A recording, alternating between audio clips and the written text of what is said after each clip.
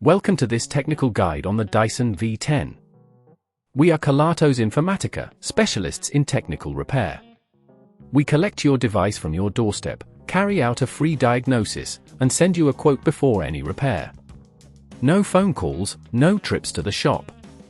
We are based at Calle Joaquín María López 26, Madrid. Convenient, transparent and professional. Link in the description. If your Dyson V10 trigger isn't working, you're not alone. This issue can occur due to wear and tear or a malfunctioning component inside the trigger mechanism.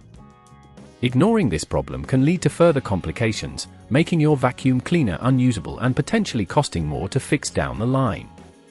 To tackle this repair, you'll need a few tools: a Phillips screwdriver, a flathead screwdriver, a pair of tweezers, and, of course, a compatible replacement trigger.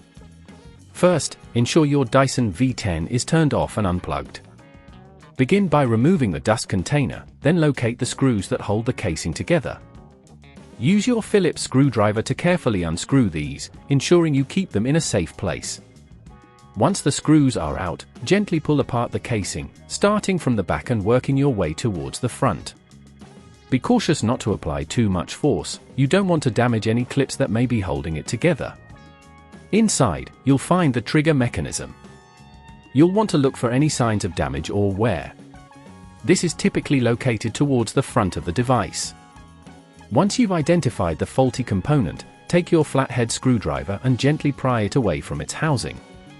If the mechanism is stuck, a little wiggling may help, but be careful not to apply excessive force. After removing the old trigger, you can install the new one. Align it properly and push it into place until you hear a click, indicating it's secured. Make sure to reconnect any cables you may have disconnected during the process.